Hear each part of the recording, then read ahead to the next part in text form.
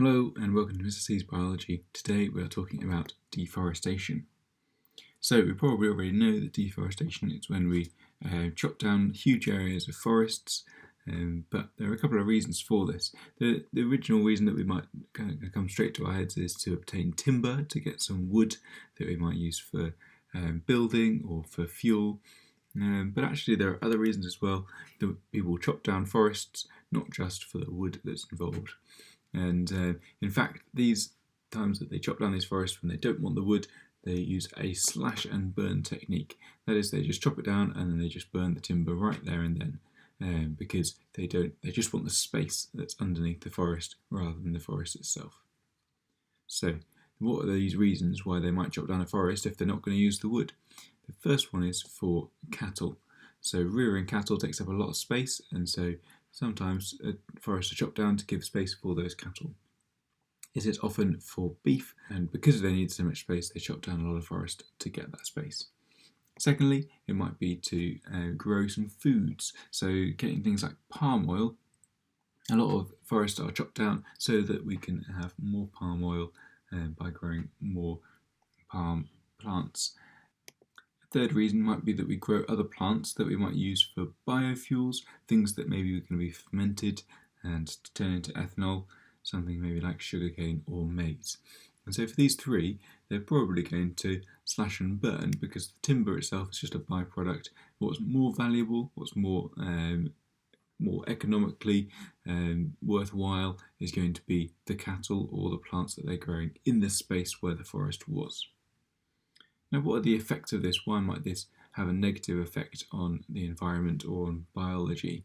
Well, the main thing is that there's carbon dioxide. If we've got less photosynthesis going on here, because there are less forests, then that's going to increase the amount of carbon dioxide that's left in the atmosphere.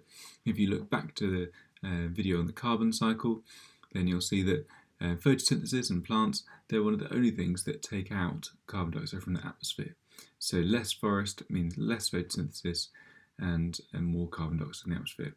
The other thing that might happen is that if we are slashing and burning, then the burning of this timber, the combustion, is going to add carbon dioxide to the atmosphere. Or maybe even if these trees decay, then the decay of these trees will add carbon to the atmosphere. Or another reason is if these cattle are there, then the cattle respire and produce carbon dioxide into the atmosphere themselves. The second main reason is that it affects biodiversity. So remember, biodiversity is the diversity of all living things, animals and plants, on the planet, or in this case in one area. And so there are going to be fewer animals and plants, fewer diverse animals and plants. And so why might that be important? Well, I've put the reasons here for medicines and for food.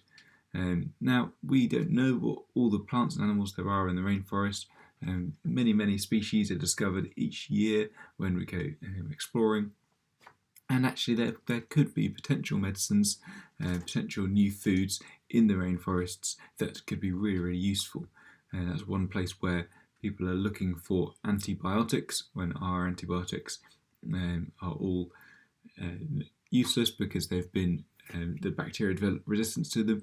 New antibiotics might come from rare plants, obscure plants in the forest that is now being chopped down. So biodiversity is decreasing, and that's quite a bad thing. The other thing is that when we plant one species, like an oil palm or some maize, then what that turns it into is a monoculture, a single culture of the same species. Now that is really it's bad for biodiversity because there's only one species, but also it means that it could be quite easily affected by disease or by a certain type of predator that targets one species and not others, and so that can be quite dangerous for the area as a whole. That's about it for deforestation. So if you've got any questions, pop them in the comments below, and I'll see you in the next video.